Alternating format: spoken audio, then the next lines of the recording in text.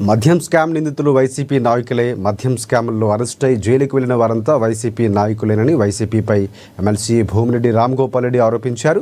ఈ కేసులకు సంబంధించి టీడీపీ నాయకులుగా పేర్కొనబడిన సురేందర్ నాయుడు, జయచంద్ర రెడ్డిలను టీడీపీ ఇప్పటికే సస్పెండ్ చేసిందని స్పష్టం చేశారు.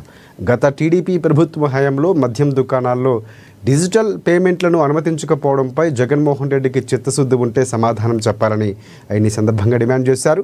నెలకు 100 కోట్ల రూపాయలు టీడీపీ వారికి లాభం వస్తుందని జగన్మోహన్ రెడ్డి ఆయన పార్టీ నాయకులు ఆరోపించడం తగదన్నారు. పిచ్చి బ్రాండ్లు పెట్టి నాణ్యత లేని మద్యం విక్రయించి ప్రజల ప్రాణాలతో చెలగాటమాడింది వైసీపీ అని తీవ్రంగా విమర్శించారు. ముగ్గురు తెలుగుదేశం పార్టీ కార్యకర్తలకు సంబంధం ఉందని విషయం తెలియగానే తెలుగుదేశం పార్టీ ఆ నియోజకవర్గ తెలుగుదేశం పార్టీ బాధ్యుడైన జయచంద్రారెడ్డిని, అదేవిధంగా మరో ముఖ్య కార్యకర్త అయిన సురేంద్ర నాయుడు గారిని పార్టీ నుంచి సస్పెండ్ చేయడం జరిగింది. అంటే దీనిలో తెలుగుదేశం పార్టీ ప్రభుత్వ చిత్తశుద్ధి ఏర్పాటుది అర్థమవుతుంది. కానీ జగన్మోహన్ రెడ్డి ఆయన పార్టీ నాయకులు దీన్ని చిలువలు పొలవలు చేస్తూ మొత్తం 100 కోట్ల రూపాయల కుంభకోణం జరుగుతూ ఉంది. నకిలీ మద్యాన్ని తెలుగుదేశం పార్టీ నాయకులే తయారు చేసి ఏరులై పారిస్తూ కోట్లు గడిస్తున్నారని చెప్పి జగన్మోహన్ రెడ్డి గారు అదేవిధంగా మరికొందరు మాట్లాడడం జరిగింది. ఈ సందర్భంగా వారిని సూటిగా ప్రశ్నిస్తా ఉన్నాం.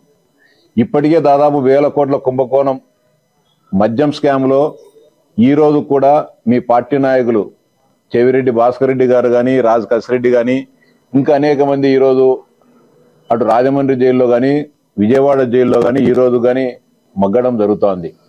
ఇటీవలని మీ పార్టీకి సంబంధించిన ఎంపీ మిథున్ రెడ్డి గారు బెయిల్పై విడుదల కావడం జరిగింది. మీరు మద్యం స్కామ్ చేసి 5 సంవత్సరాల పాటు ఏ మద్యం తయారు చేశారో, ఏ మద్యం సరఫరా చేశారో, ఏ విధంగా దానిని అమ్మారో, ఏ విధంగా అది తాగి దాదాపు 35 లక్షల మంది దీనిని తాగిన వారు లివర్ చెడిపోయి అనారోగ్యాన్ని పడి కుళ్ళి కుసించిపోవడం జరిగింది. ఈ రాష్ట్రాన్ని మధ్యాంధ్రప్రదేశ్గా తీర్చిదిద్ది ప్రజలను సర్వనాశనం చేసి 1000 కోట్ల రూపాయలను సంపాదించి ఆ సంపాదించిన 1000 కోట్ల రూపాయలను మొన్న 2024లో జరిగిన సార్వత్రిక ఎన్నికల్లో వాటన్నిటినీ కూడా ఆ కోట్లాది రూపాయలను మీ పార్టీ తరఫున పోటీ చేసిన అభ్యర్థులందరికీ కూడా పంపిణీ చేసి